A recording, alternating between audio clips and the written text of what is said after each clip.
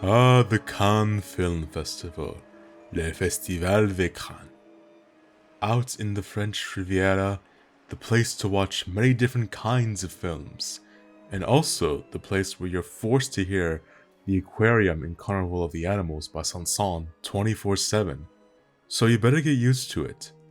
Of course though, when it comes to this prestigious film festival, most would know it best for having the coveted prize of the Palme d'Or, the Golden Palm / medal given to one or two if there's a tie film in the official competition.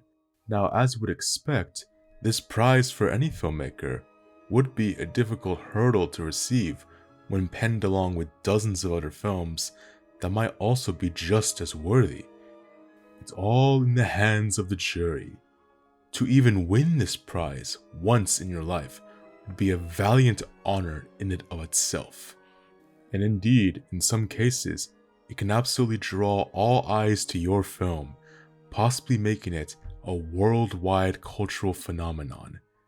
And every year, us cinephiles eagerly await to see who will win next.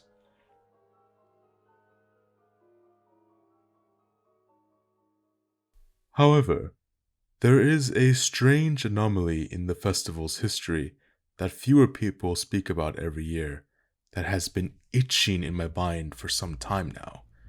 Those rare instances where a filmmaker wins a Palme d'Or twice. As if one wasn't enough. As if someone just with two different juries all of a sudden likes you that much to award two of your films the top prize. Has this ever happened? Has this seemingly impossible feat ever happened? The answer is yes. In total, 9 filmmakers have miraculously won the Golden Palme twice with 2 separate films. And although a few of these names are not extremely talked about as much as others, this entire list of names and films always just fascinated me. It's not just that this event happened to these directors in particular, but that these films that won span multiple genres, tones, and scales of emotion, that watching all these films with that knowledge can be a very interesting experience to put yourself through. Which is exactly what I did for this video. So today, in the lusty month of May, I will review every double feature from each of the 9 lucky directors to have won the Palme d'Or twice in chronological order, both for entertainment and to truly see if they deserve it. We got 16 films to cover, so without further ado, here are the Double Palme d'Or winners.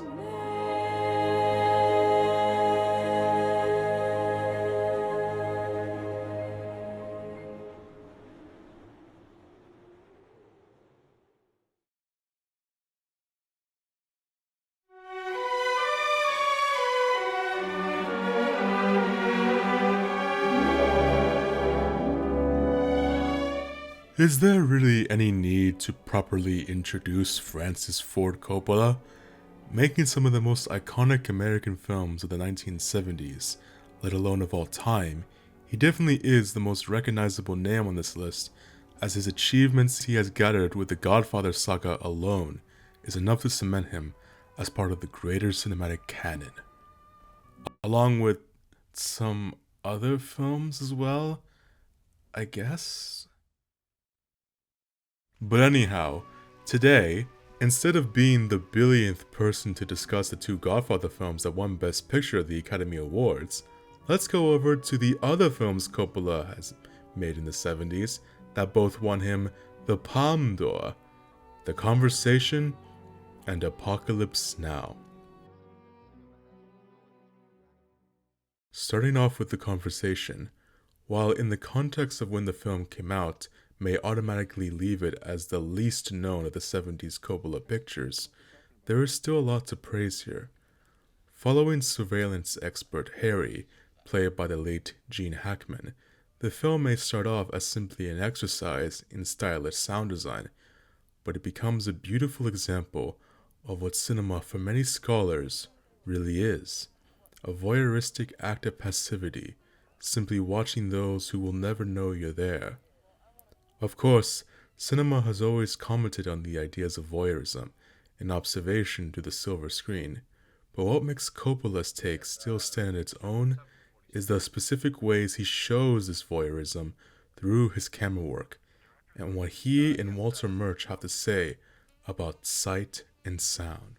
Murch, perhaps the greatest film editor of them all, would of course be equipped to observe our protagonist's mind and actions, as he essentially him. Harry is a very unique character in the vein of protagonist, a man of few words, like something Melva would make, but whose mental state we slowly become more aware of, especially in the film's seminal dream sequence, which fully alerts us as to what kind of person we have. It may seem like we never really get to connect with these characters, but the performances from everyone, especially Hackman, show so much detail thanks to the minimal dialogue we have to work with. I have a package for the director. All right, I'll take it. No, I'm supposed to hand it to him personally. I have an appointment. Are you Mr. Call? Yes, I am. Now, Mr. Call is here. All right, make yourself comfortable. The director's assistant will be right down. Giving every moment the attention that it deserves, there is a unique quality to the conversation that I still find to be interesting years after seeing it. And honestly, it is a film that only grows in my estimation as I sit with it longer and longer. The time and place may now be unrecognizable, but the obvious reasons as to why this story and thematics are still prominent in our society is because while the aesthetics may change, the core of the issues have never gone away.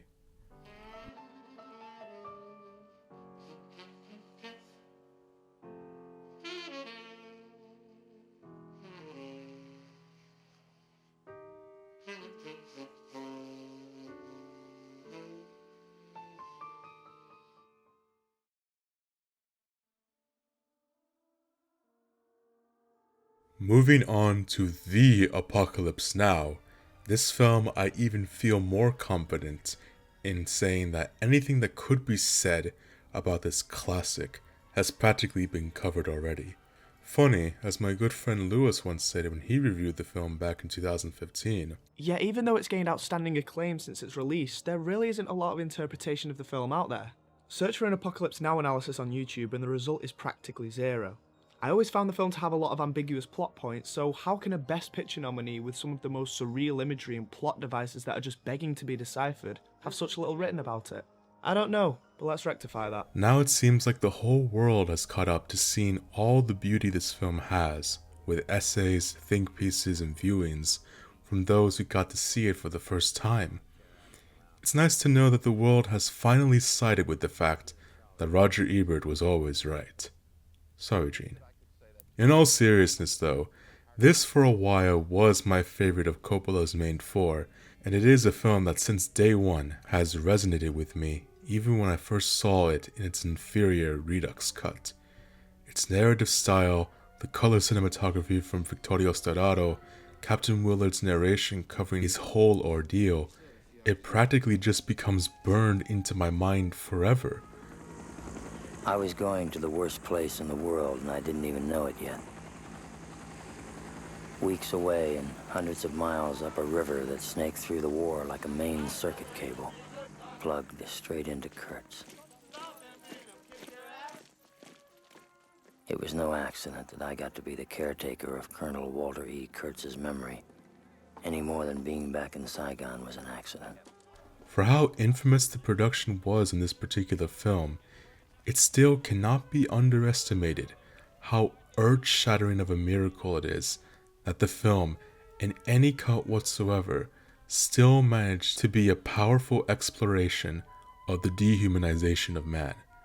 Which, speaking of, if there are a few things I can add to this discourse that are somewhat original, the first would be just as someone who has now read the original Joseph Conrad novella a couple of times, seeing how in both mediums, there is this unique psychedelic quality in its writing and or visuals that depict a true state of madness.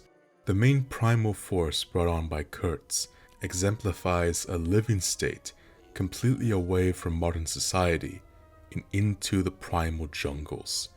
Perhaps my favorite description in Hearts of Darkness is when Willard finally meets Kurtz and embraces him, noticing how he is heavy, heavier than any man on earth.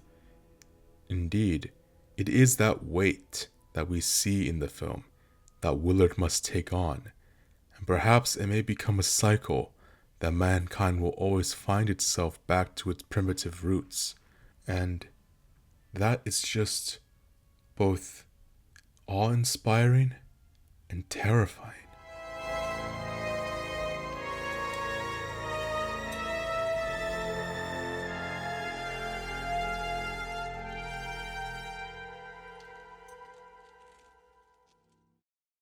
Before I close this section on Coppola, I thought I'd share a little anecdote about when I saw the Hearts of Darkness documentary in the cinema with a Q&A with the late Eleanor Coppola herself.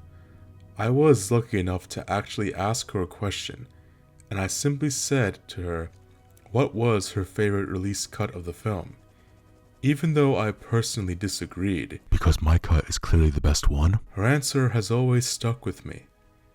That she had none, because she managed to see it all on set so vividly. The original, the extended cuts, everything left from the 5-hour cut that we'll probably never get, all of that she got to experience so vividly, and that period of her life and of the Coppola family will never be forgotten, warts and all. So with all that being said, thank you, Francis, and thank you, Eleanor.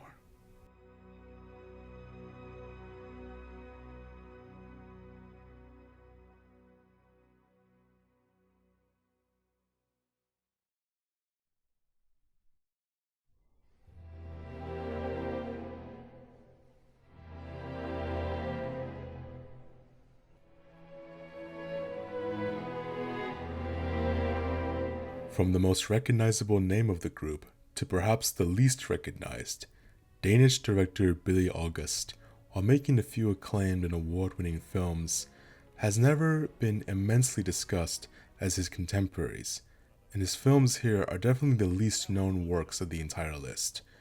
Winning the Palme d'Or for Pelle the Conqueror in 1988 and The Best Intentions in 1992, I must come out and admit that even before having thoughts about doing a video like this, I never was too interested in checking these particular films out, seeing them as simple awards bait type films that I would not be keen on whatsoever. But, of course, when it finally came time to make this list, my experience watching these films for the first time was an interesting experience to say the least. But let's start off with Pelle the Conqueror, starring the legendary Max von Sydow, as both films will, along with first-timer Pelle Hevengard. Hun sagde, jeg ikke måtte vise det til nogen. Du er en dygtig dreng. Pelle, kom. The film follows this father-son dynamic of Swedish immigrants making their way to Denmark, which soon leads them having to find work in a farm to keep them afloat. This is essentially what the majority of the film focuses on, as we see these characters experience labor, prejudice, newly formed friendship, and love, Pelle having to go to school. Essentially, it's an expansive slice of life film, experiencing these two getting used to their new lives. Overall, it is successful in showcasing this community of people to a degree, but whereas some of its moments exploring these characters' lives are very poignant and don't feel overly sentimental, sometimes it feels like it just isn't fully able to explore everything it wants to. For example, I really enjoy the side character of Rudd and his somewhat growing friendship with Pelle over the course of the story, but up to a certain point, we don't really get that much of it, and instead it feels like fragments. But still, that moment of Pelle seeing Rudd in a circus group feeling happier than ever was a nice moment.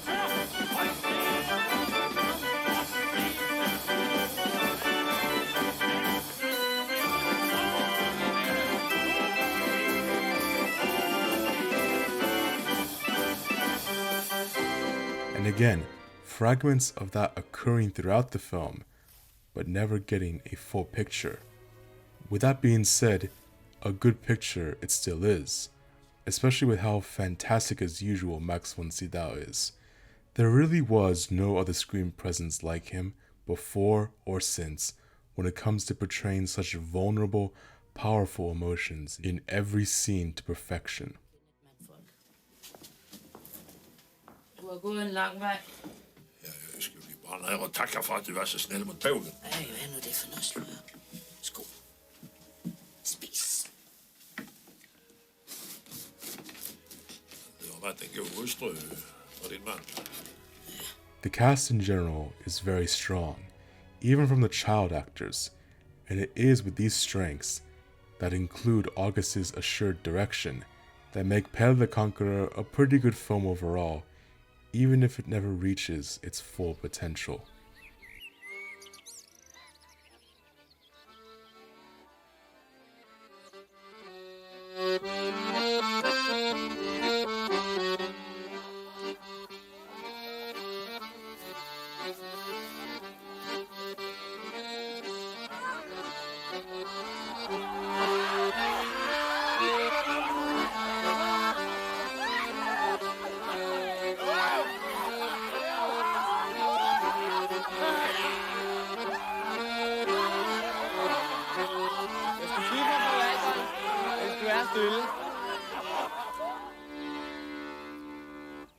Hvad er det, du siger? Din fæge harume. As for his next film to win the Palme, it would prove to be the most surprising film that I watched for the first time because of this video. The Best Intentions, even more so than Pelle, seemed like a very by-the-numbers film to win these types of awards. A 3-hour costume period drama with the added sentiments of it being about the lives of Ingmar Bergman's parents. A perfect recipe for something that can please many in the cultural elite. But there was one aspect that I overlooked with myself when learning about it days before this viewing, that when I discovered it, it made me look at the film a lot differently. Not only was this film about Bergman's parents, but Ingmar himself was the one who actually wrote the screenplay for The Best Intentions, and in many ways, even with a different director, this was still Bergman's film. And fortunately, it doesn't take long to recognize the great filmmaker's presence. The Best Intentions is an incredibly beautiful family drama, centered around one of the most complex and nuanced depictions of a married couple's life I have ever seen. One that fully takes into account both characters' differing backgrounds from which they came from, now having to live with each other and all the natural disagreements and resolutions that come from it. It is such an interesting film to view in particular, because it's here where for the first time I actually had to pay attention to Bergman's words, rather than his images along with his words. And even with this story directed by August, you can immediately tell that this is written by only Bergman. His portrayal of his father in particular is a fascinating person in its own right. Maybe the most Bergman-esque character that Bergman ever wrote. Obviously, because it is his father.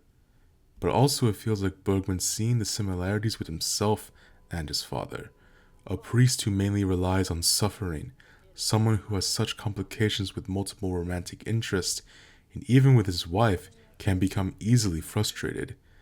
There's a great scene in the middle of this film as Anna and Henrik set up their church and speak about something as trivial as if they want a lavish wedding or not, which becomes a giant philosophical debate on their completely different lives, and thus will have to reconcile with that. Vi ägde ett kärlekskapital och det kapitalet har vi slösat bort på en struntsak. Det är sant. Jag bryr mig inte om den där vigseln. Får bli var som helst. Jag struntar också i allt det där nu, det är likgiltigt. Vi låter bli att gifta oss, jag kan bli din hushållerska. Henrik.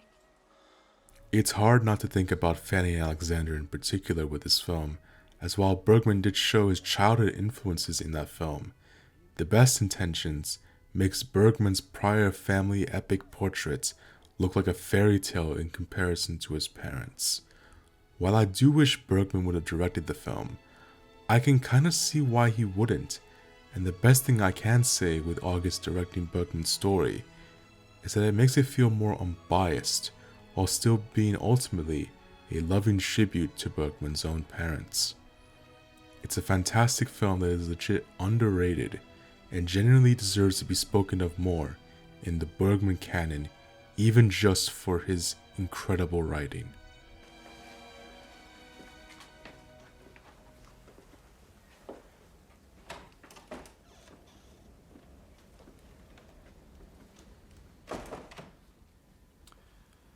Anna, nu vet jag säkert. Nu vet jag hur viktigt det är att vi inte sviker de här människorna.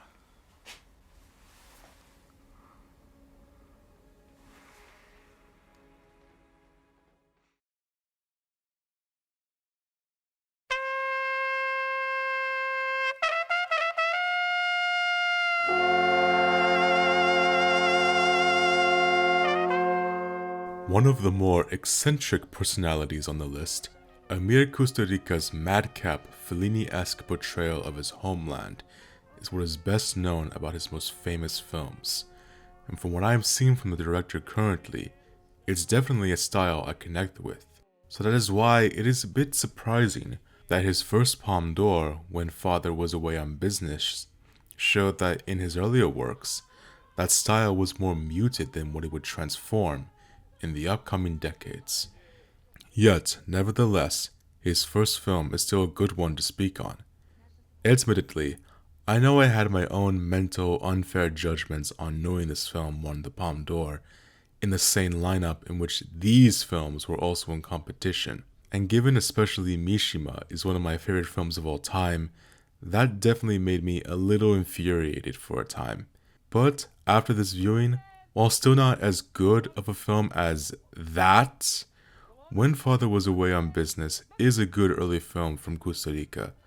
Set in post-war Yugoslavia under Stalinist rule, the film mainly has a child perspective in Malik, as his father one day goes missing, where unbeknownst to him, he has been charged for sexual crimes and taken to a labor camp.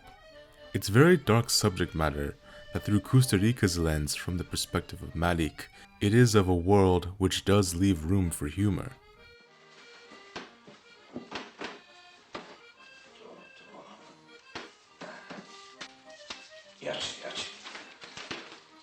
It's a style that sometimes is very effective, but this early in Kusturica's work, it feels a lot less effective in showing balancing tones as his future works do, especially in having to deal with not only the father's absence, but also of communism reigning in on the everyday folk around our main characters. It is when Mehmed returns that we do see scenes that feel purely like Kusturica in his element, particularly in this lunch party, which by the way has my favorite exchange of dialogue in the whole movie.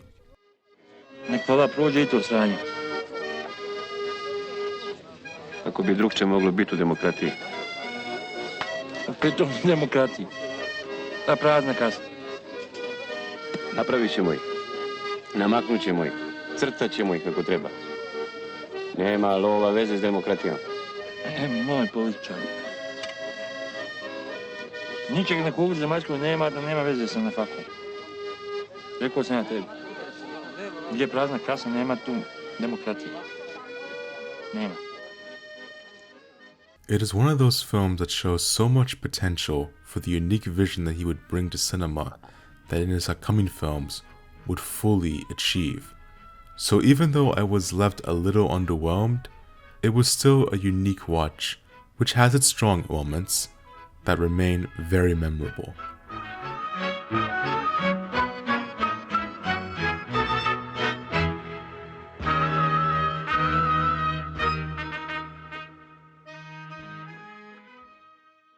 And when I say his style would evolve in his upcoming films, that immediately is clear with his next win.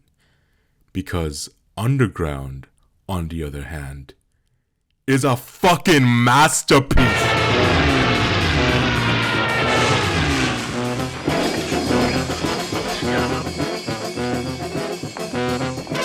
If you are familiar with this channel, then you have probably seen the episode of Cinema Imagination where I go over this film, which basically went over everything major I wanted to say on it. If curious, click right here. But as for the discussion in this video, I felt it best to quickly just speak on some topics more loosely. Just miscellaneous stuff that I didn't get to speak on when I first reviewed it. For one, this is one of the funniest films I've ever seen in my life. There's something about very dark humor of horrible situations made so absurd through irony or surrealism or anything that when done right, it's just so entertaining to watch. Two standouts easily for me are the opera sequence where Marco and Blackie just kill an SS officer, and as the crowd panics in the background, they just cheer with absolute joy. Also the sequence years later where Blackie and his son still think that the war is happening, and then just kill everyone on a film set, memorializing his war efforts.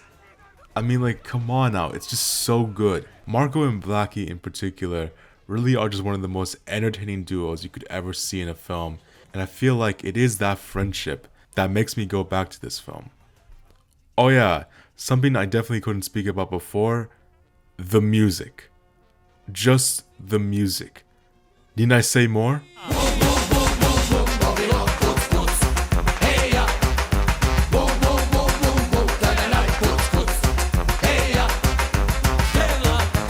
On a more serious last note, it's interesting that while I was kind of complaining about films I liked getting beaten out by When Father Was Away on Business, the same would also be true when Underground won the Palme d'Or over Ulysses Gaze by Angelopoulos, since it did leave some in the festival a little disappointed, including Angelopoulos himself, who said when he received the award for the Grand Prix that, "If this is what you have to give me, I have nothing to say."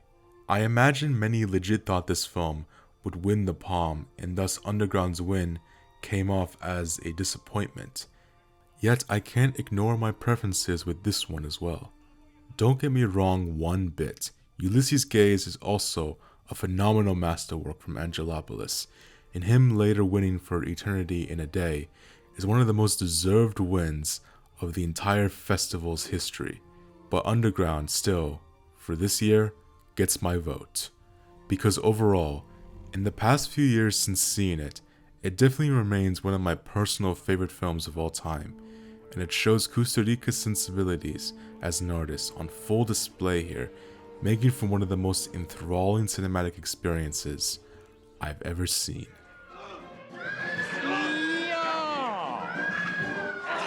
Pa nećemo tako, momci. Lutko, drži mi ovo, molim te.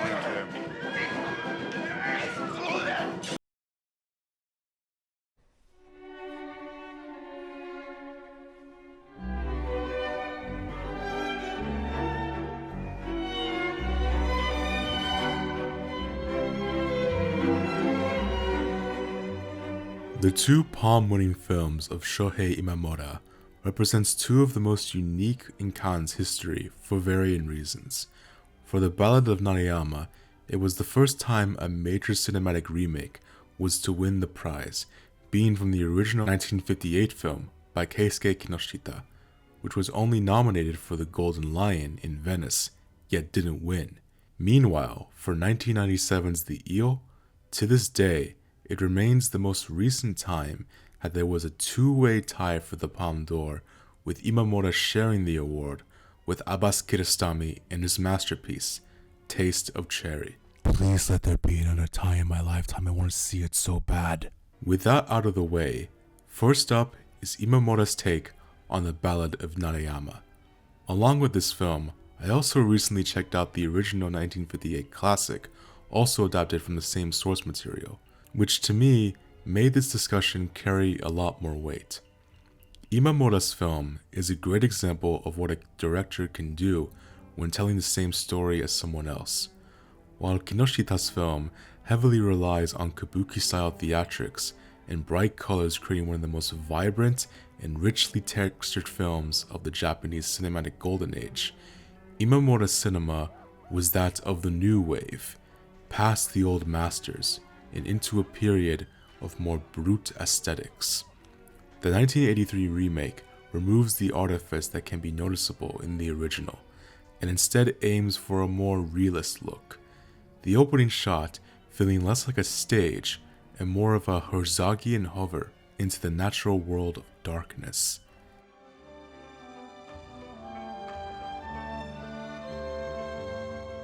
And definitely, the biggest change you can see in the remake is, well, sex. Lots of sex.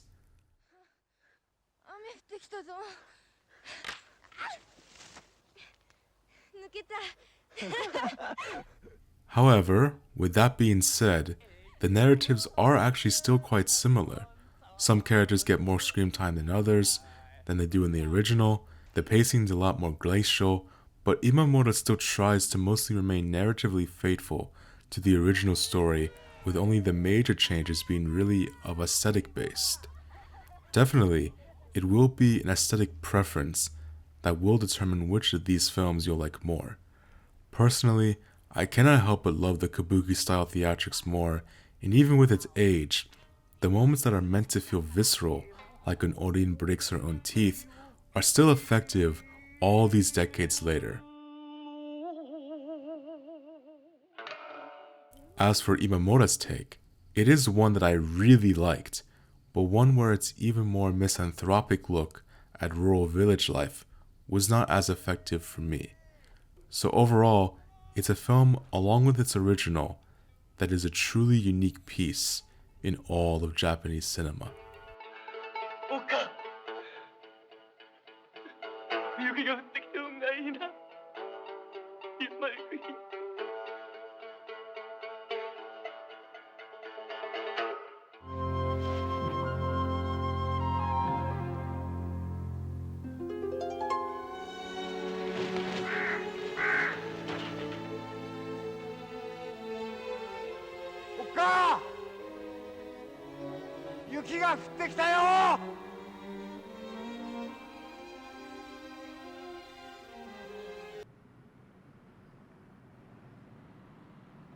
Sometimes, when I am introducing a film like The Eel, I think all I have to do to fully get across the absolute enigma of it is to simply as possible recap parts of the plot. Koji Yakuso plays Takuro, a seemingly normal businessman, until he gets calls and letters that his wife is cheating behind his back every day when he goes fishing. 再三のお手紙で恐縮です。奥様が浮気していらっしゃること、もしかすると冗談ではないかと思われているかと考えまして、最後にもう一度お手紙を差し上げる次第でございます。冗談ではございません。特にあなたが徹夜で釣りをなさる夜などは、お宅に入って夜明けまで。He soon sees that it is true, prompting him to immediately kill his wife in such brutal fashion. After this prime act of violence, what he decides to do next is to just hand himself over to the police. 多摩区若葉町の山下拓郎です。たった今妻を殺しました。凶器はこれです。とにかく中へ。Which makes him serve 8 years in prison before he is released. During that time, he befriends the titular eel as his pet once he is free to go, and takes care of it as he decides to open up his own barbershop and start fresh with a new life. So, if this is the first time you're hearing all this, I imagine this is probably one of the strangest setups to a film you've ever seen.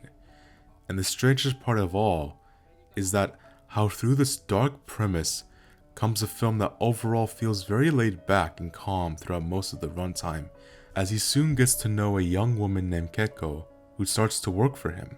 And overall, what definitely makes this film so strong is its cast of characters led by the always excellent Koji Yakuso in the main role. a character that you really do not get a good grasp on for most of the film, and all the while, most of the other characters surrounding him can sometimes show that they have their own idiosyncrasies and issues that happen behind the scenes, creating an environment that, while seemingly in reality, make it feel more abstract, culminating in sequences that fully lean into being those in complete dreamscapes.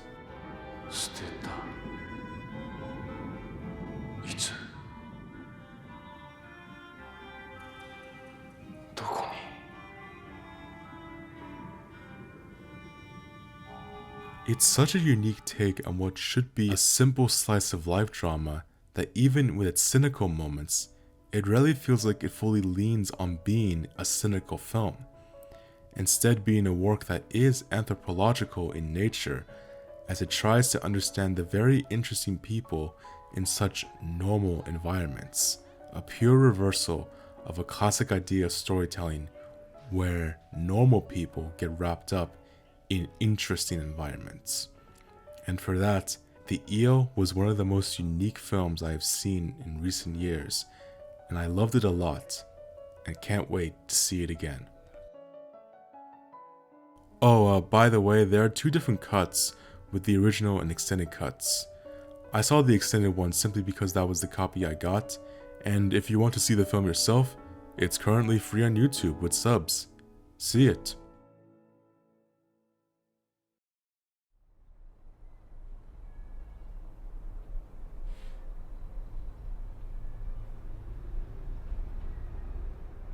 Belgian brothers Jean-Pierre and Luc Dardenne make up the only duo of the group, and out of many of the filmmakers of the 21st century that have made their mark on Cannes, they definitely seem to be the most celebrated at the festival. Like, Jesus, look at all those awards. But all of these accolades started with a breakout film called Rosetta, which, as the 1999 jury president David Cronenberg said when it premiered, we saw many films by well-known filmmakers, and the last film to be shown was by two Belgian brothers who nobody heard of. And in fact, most of the press didn't even go to see that film. And it was this film, Rosetta. And we, the jury, all fell in love with this movie. We all voted for Rosetta, first ballot. And Gilles Jacob, who was then head of the festival, said that it was the fastest vote for the Palme d'Or ever in the history of Cannes. There was no argument, no discussion, and a beautiful, sweet, intense, lovely film that surprised everybody. What is most attributed to their work are clear stories of working class people having to go through such horrible circumstances presented in such stark documentary style, with handheld cameras and close framing which at points feels intimate and at others unpleasant. It definitely is a style that is not for everyone's enjoyment. But for me, I find it to be most interesting when there are a few moments where we truly see a beauty in the normality of life that is unique to the Dardenne's lens. Rosetta herself I find to be a bit of an inconsistent character writing-wise, as her introverted nature clashing with her violent outrages can sometimes be at random to cause more chaotic moments, and at some points it does make her a little bit unlikable.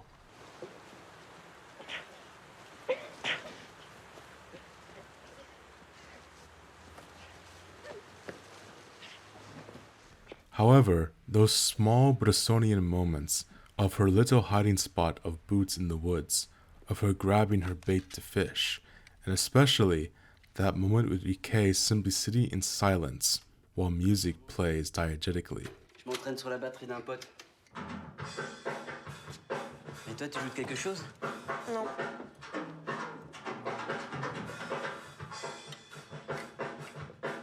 At points, the film has such a messy approach to cinematography and style, which sometimes is successful in showing the hardships of the main character, but other times it just comes off as sloppy.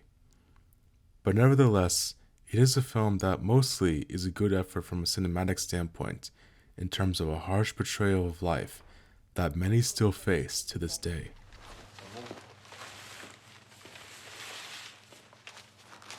Au bureau de chômage, ils m'ont dit que si mes absences sont justifiées, vous n'avez pas le droit de me licencier. Elles le sont pas.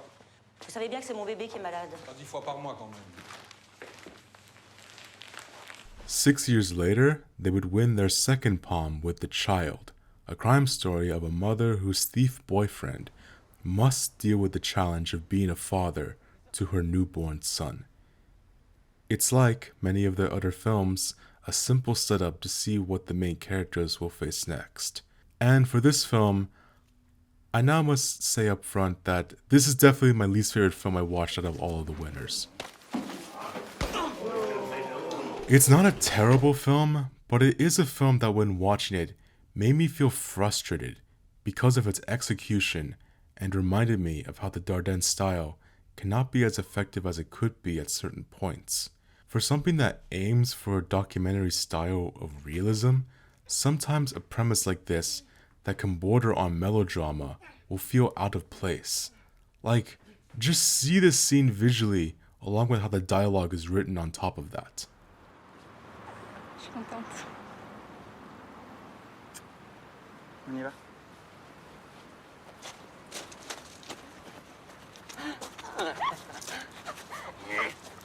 Normally, I wouldn't use such extremes as exploitative or misery porn, but there definitely comes a point where you observe this world, and especially if you aren't convinced in it enough, it can be a little manipulative. Most evident with Bruno's characterization, where he just felt very two-dimensional in his personality, like there wasn't enough time where we actually get to truly understand him, rather than being some criminal. I think about how the Dardennes have evolved their style into something like 2 Days, One Night, where that film used its screen time effectively, creating a true realist expression of life in a genuine way that doesn't come across as just a borderline grim look at life. But overall, again, while it is something that I know is not always what people see in cinema as necessary, I do find filmmakers like these valid in making films almost 100% realistic. And thus, I am still curious on a couple of films I've yet to see, which is definitely my takeaway after watching both of the Palme d'Or winners. Elle s'est réveillée? Oui, donnez-la-moi. Non, je vais lui apporter moi-même. Je crois que ce monsieur vous parlait. Nous voudrions vous entendre au sujet de la plainte déposée par la mère. Plainte de quoi? Elle a encore déliré? Si vous voulez bien prendre l'enfant. S'il vous plaît. Oh.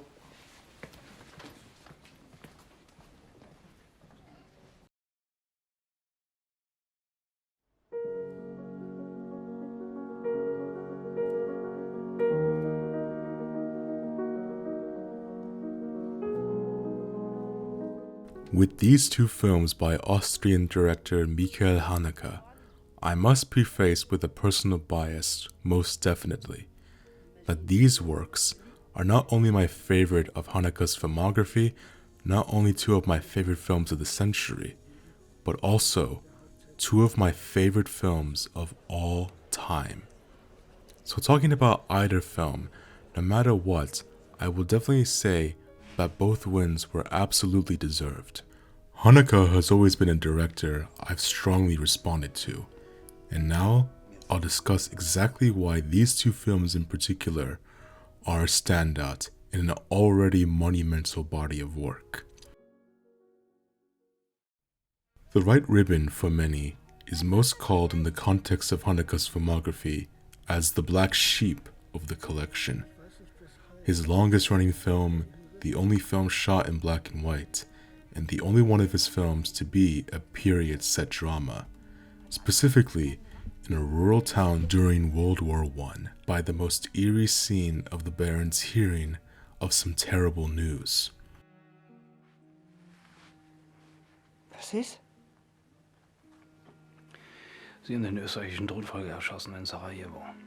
While being one of Haneke's more story-based films, it still is more of a mystery that never is fully resolved, and instead of finding out who did it, with these random occurrences, it is about how what is at the forefront, and what is clear for me personally, is truly unacceptable levels of child abuse and degradation for many of these people living in this environment, and how these traumatic moments from these cold ways of parenthood can leave permanent scars.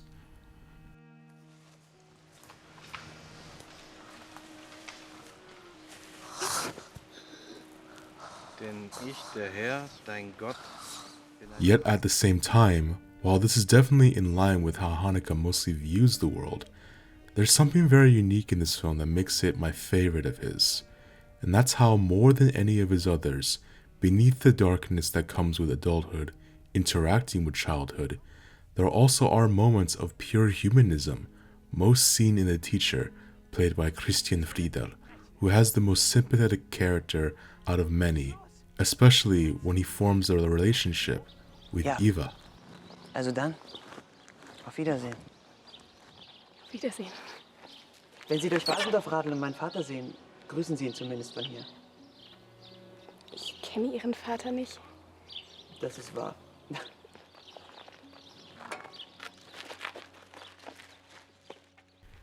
The film itself feels like it's allowed to harness all these feelings. Haneke's trademark formal composition with precise blocking also leaves for other shots where the camera runs freely, like in this dance scene, almost feeling right at home with a Hollywood classic like Gone with the Wind. Indeed, this might as well be Haneke's most classical made film, not just for his historic backdrop, but also in his sensibilities as an artist, to show here that he really is a master. But again, all of this still shows how vulnerable many people can be, and by the end, there still is a morbid sense of history being tied to lives and customs like this.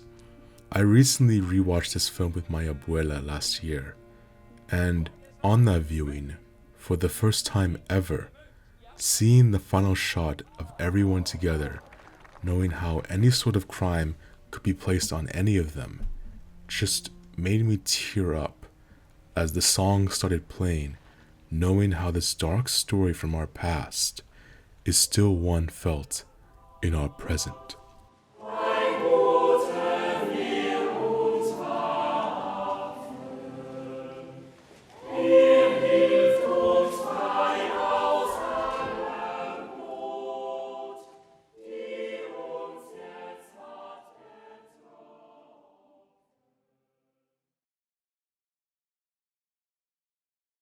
As for Amour, it proved to be even more accessible than The White Ribbon, with it even being nominated for Best Picture at the Academy Awards, along with the Best Actress nomination for the late Emanuela.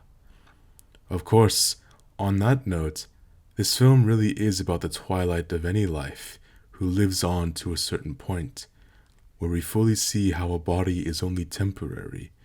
With George and Anne at that age, Haneke decides to tell a story about their love during these troubling times, and still tries to fight against everything. Anne. Coucou. C'est moi. Anne. Qu'est-ce qui se passe? Despite its sentimental potential and softness that some critics initially said upon its release, Haneke does not attempt such emotions in his work. Instead, it is a more honest look at how even what is seen as a terrible thing for someone to do can actually also be an act of love. The title itself has no tinge of irony in it whatsoever. It is perhaps the most genuine statement Haneke can make, and as a result, it really is the most beautiful portrayal of old age seen in 21st century cinema.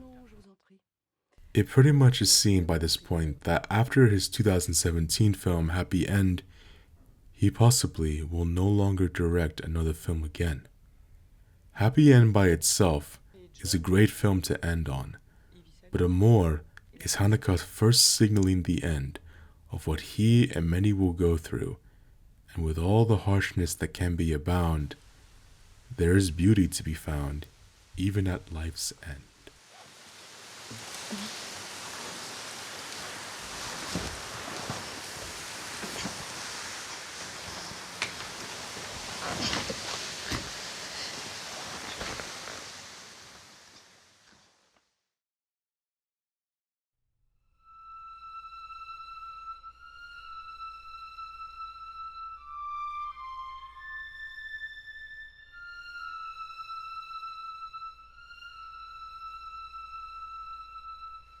The interesting things about Ken Loach's wins are not only how late they are in his career, but also how different each film is to one another, yet both showing what Loach's specific interests are. As a pivotal filmmaker in showcasing a form of realism in cinema during the late 1960s with films like Kes, it's inspiring to see the director decades later with that same spirit, which brings us to how he won the 2 Palmes. Yet for his first win, it would be something a little bit unusual. The Win That Shakes the Barley is one of his few historical period pieces, specifically here one that is about the British occupation and the Irish Civil War. At the heart is Damien, played by Cillian Murphy, a doctor who, when trying to move to London, is then having to once again be with his brother in the resistance, as the conflicts arising soon become inescapable. For a film that might seem like there would be more of a heightened sense of drama, as one would usually find in this genre, Ken Loach, like all of his films, still tries to focus on the pure drama found within the central brother dynamic that is tested as political and personal issues are constantly shoved in. You've always been a dreamer, I am Damien. Not a dreamer, I am a realist, Teddy. I need you with me on this, Damien. I swear we'll tear up the treaty once we're strong enough, but I need you to be with me on this. Damien, you're my... just give me time. Give this a chance. It's too late. What really works about this film and Loach's work are the performances of the entire cast, but especially of Cillian Murphy, who leads this crew. In a vast ensemble as this one, Damien as a character is definitely the closest we get to a moral lens within this murky array of ideals, and it is of following these people surrounded by brutal violence do we see those who are unfortunately having to be a part of it. I actually watched this film for the first time as part of a university screening for one of my classes on screenwriting, and I can definitely tell why this film was picked by my professor as a great example of writing that does not patronize nor idealize, but rather understands every character as a human being who simply has their own ideals, some we may disagree with. Along with that, Loach's usual handheld approach, along with allowing wide shots to show the beauty of Ireland's green pastures, create a great contrast which from a British director sincerely portrays the Irish culture that is unique to this film. Loach, of course, is not someone like David Lean, a director who is much more interested in the grandeur of the image, in wides along with the epic scope suited to historical epics. One could say Loach's more grounded style is a detriment, and in some cases it can be too ambitious for him. But for the most part, as a film, those ambitions that were set out mostly succeed. I've received orders to execute the spies. Not Chris as well. Ah, Jesus Christ, lads. He's only a young fella, like. Hamilton's a civilian. You could order him to leave the country. He cost us 3 lives already. Could have been more. It was his own choice. Ah, but Chris, we can't do that. He's one of our own. Congo, he's a traitor. I'm sorry, lads, but this is war. What are we doing here, like? It's a war. His next Palme d'Or win would be more akin to the aesthetics commonly associated with the director.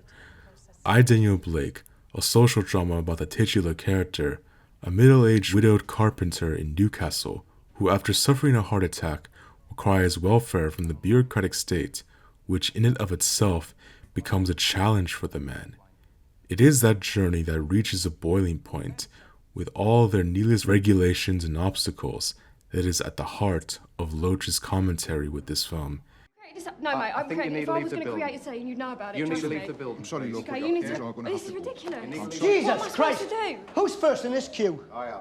Do you mind if this young lass signs on first? No, you carry on. There you go.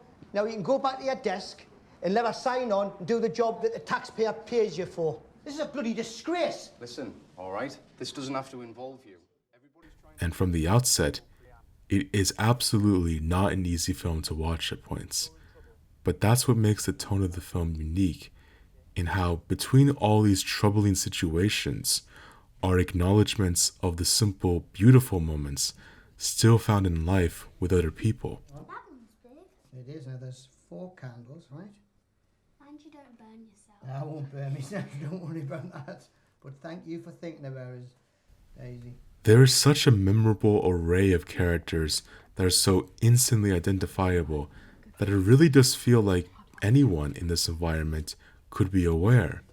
A single mother caring for her 2 children, Dan's neighbor who wants to resell completely unused shoes for profit, even this one guy after Daniel protests with spray paint. Everyone here is why this film feels authentic as it is. We're in this place and themes of a film showing the hardest predicaments under bureaucracy. It is the humanism that Loach wants us to always remember, especially for someone like Daniel, whose life might soon be over. What really stands out with this film in particular is the subtle visual language accompanying the film, especially with cinematographer Robbie Ryan. While he has gone on to work on more extravagant pictures, when it comes to I, Daniel Blake and Loach's directing style, the lighting in many shots has a softer look in capturing its muted palette, creating images, especially in these frame within a frame, that all make this film feel strangely, and I mean this genuinely, immersive. I, Daniel Blake, as I said, has a destination that is absolutely a tough one to watch amidst everything else presented to our main character.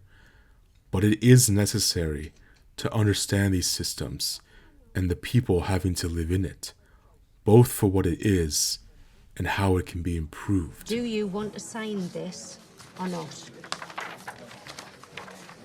You just need to put your signature here. I shall date it later on.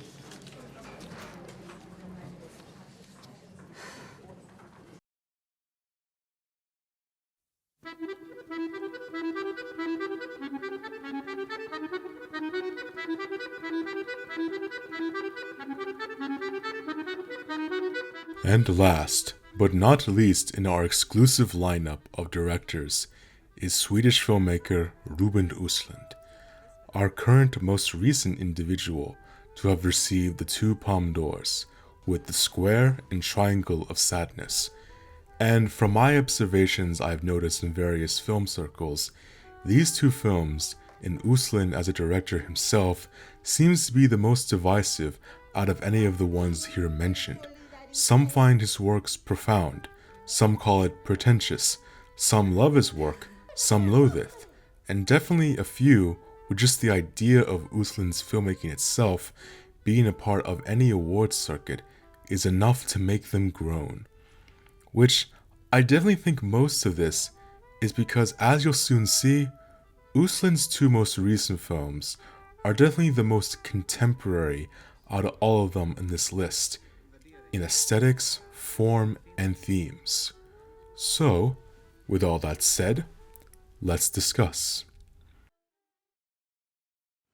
2017's The Square, at its most basic sense, is a satire aimed at the contemporary art scene, as we follow our protagonist in Christian, played by Clad Bang, a curator of an art museum in Stockholm, as he is about to unveil his newest exhibit, titled The Square. The piece, as explained by him, Man kan sige, at der er tale om en tom ramme, som står og venter på sit indhold.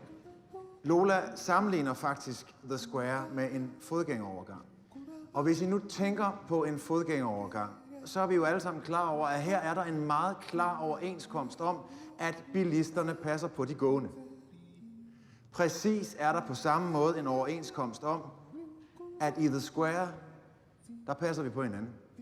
But of course, there is more than that, as there are subplots involving internet marketing, street poverty, Christian's encounter with a journalist played by Elizabeth Moss, and even having to find his phone and wallet after he is pickpocketed. And all this sums up all of my opinions on the film as a whole. Overall, the 2 times that I've seen this right now, I do find it to be an overly long, but still very engaging film with segments I really like, but at the same time, it is a film almost structured like a series of vignettes, so thus, whatever scenes you'll like will definitely make a difference, and whatever scenes doesn't interest you, even more so. Like all of the marketing stuff and, to be honest, the actual art commentary for the elites, is just not executed particularly flawlessly.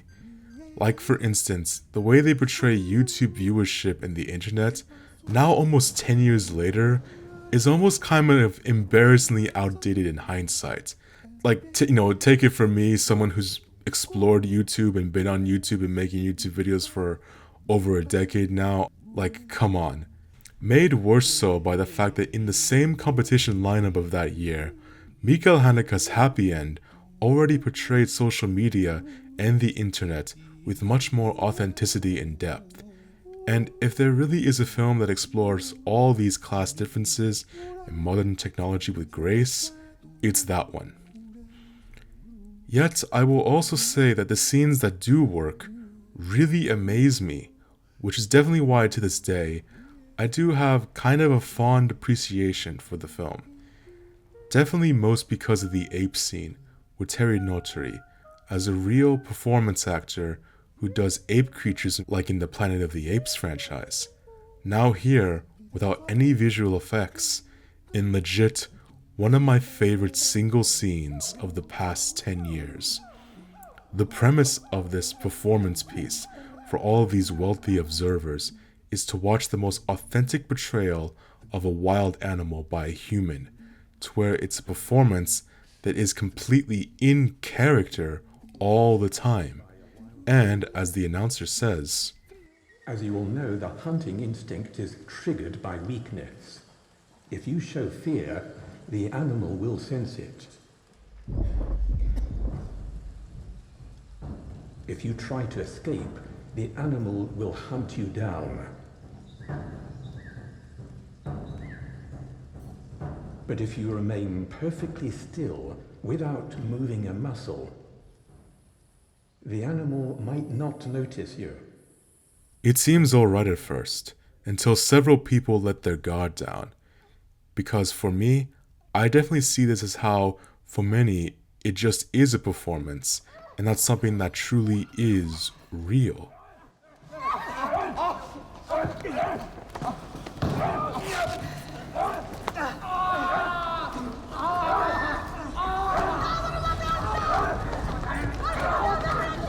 It's definitely the scene in the entire film that I think best represents what the film really is trying to say, to the point where you could just make this a singular short film, and it would be absolutely phenomenal. But definitely, there are other scenes in the film that also work, and those are what I see as Östlund's true interest, which are of examining human behavior and sociology in general.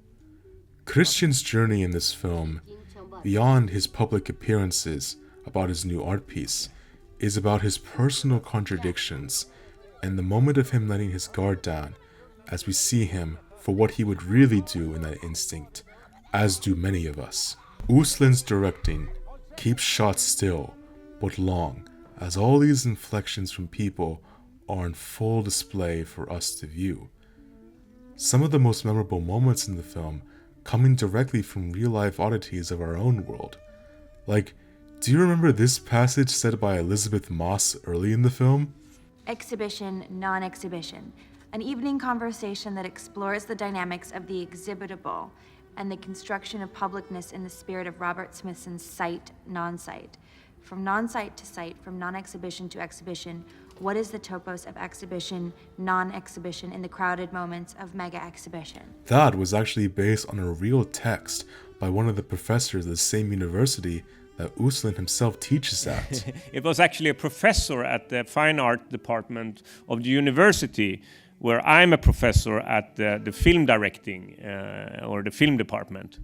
And one day he had sent out this text to all the teachers in the school, and I thought it was hilarious.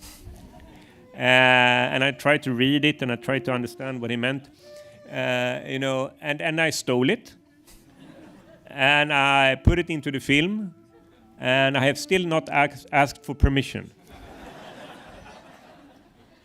But he pretends that he have not written the text nowadays.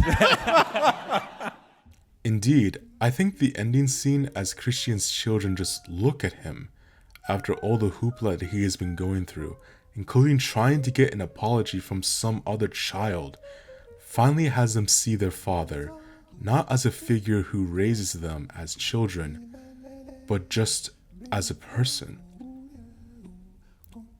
The square is about many things, which leads a bit to its detriment. But when it shines, it's because of where Östlund's calling really is, where he wants us to be fully aware of our own human behaviors and our true selves that can and will always be tested.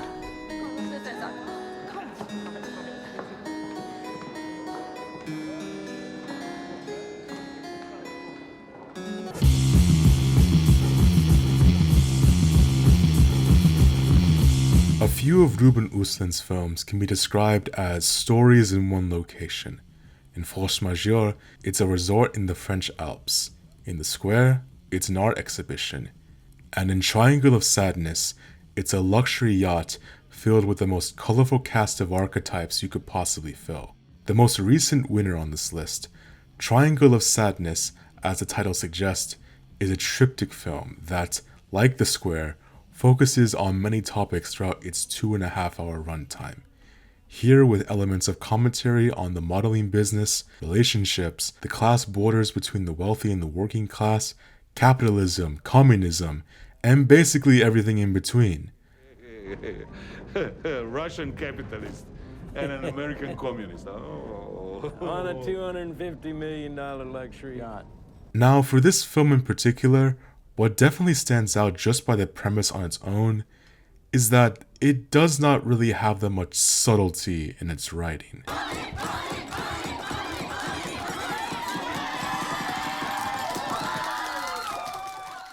Like with The Square, it really is not a thorough look into the archetypical views it explores. Again, just listen to the dialogue. Yeah, I guess you're not the kind to work in a restaurant or a supermarket, are you?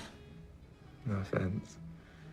Well, I'm a model, honey. The only way for me to get out of this life is to become someone's trophy wife. However, I think while this has been a major criticism lobbied against the film, as is also partly my own criticism, I also would defend that this really should be viewed as a prime piece of entertainment, as it mainly serves in my mind as just a great comedy. And as a comedy, I think its style of humor works extraordinarily well due to how both verbal and visual it is.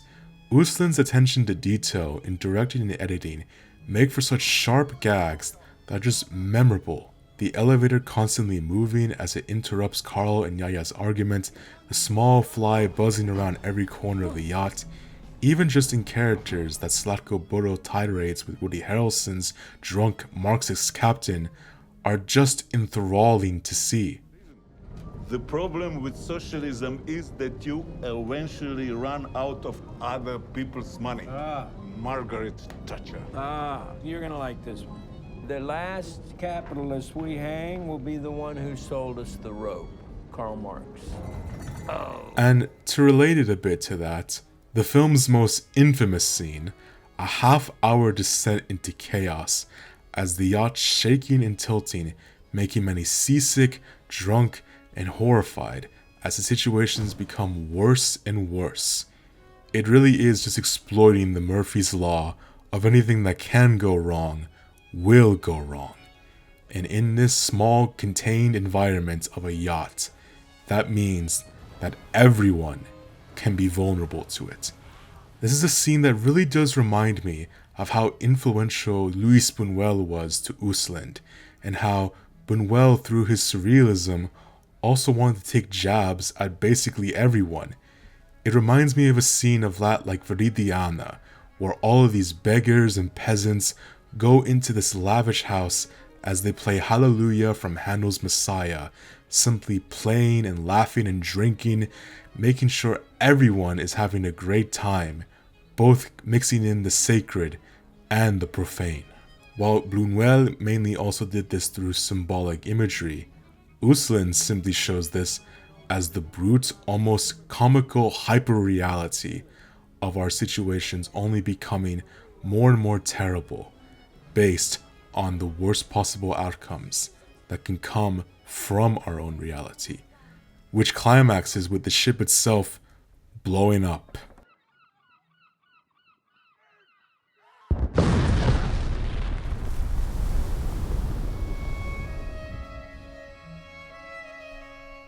But then, I think the true meat of this 3-course meal comes when they become stranded on an island.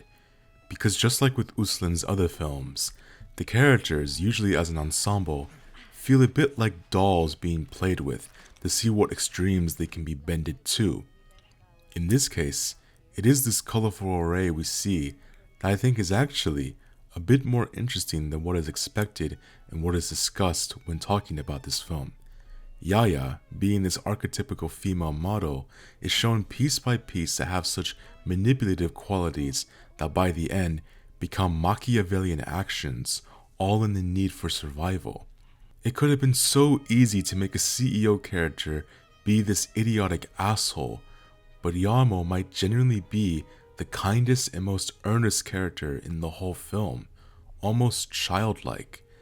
And then there's Dolly de Leon's Abigail, a character who basically represents the complete social shift in certain scenarios, where she now has all the physical and survival power that no one else really has, and through any side in the class spectrum showing their true selves has the potential to simply be corrupted by power, or just be vulnerable to it. Who am I? Who are you? Who am I? You're the toilet manager. No. Hindi at toilet manager here. Captain, who am I?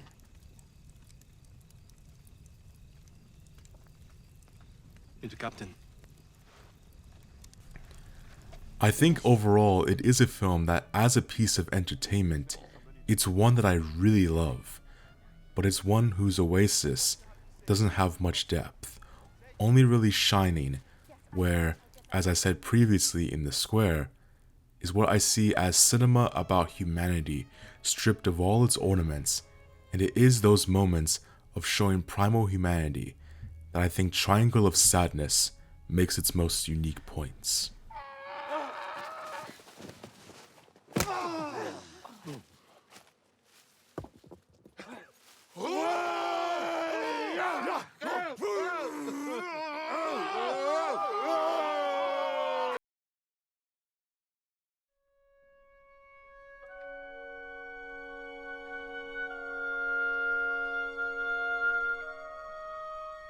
So there we have it. As of this video, these are the 9 filmmakers with 2 Palme d'Ors. It was a lot of fun. Regardless if I had any criticism with a few of these, this is a pretty strong list overall.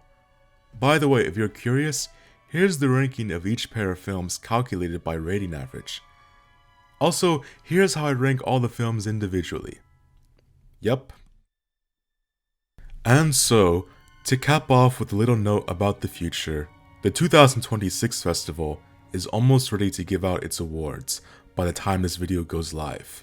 Who knows as usual what will happen, but definitely at this year's Cannes, 2 filmmakers are in competition who already have a Palme d'Or. Christian Monjou, who won in 2007 for 4 months, 3 weeks and 2 days, and Koreeda Hidekazu, who won in 2018 for Shoplifters. Their new films, very much anticipated ones at that, now have the potential to win their second prize. Okay, maybe Sheep in the Box just lost all its chances just now. Yikes. No matter the results, maybe someday we will see the 10th lucky director to get their second Palme. Until that day comes, I will be waiting. Thank you for watching.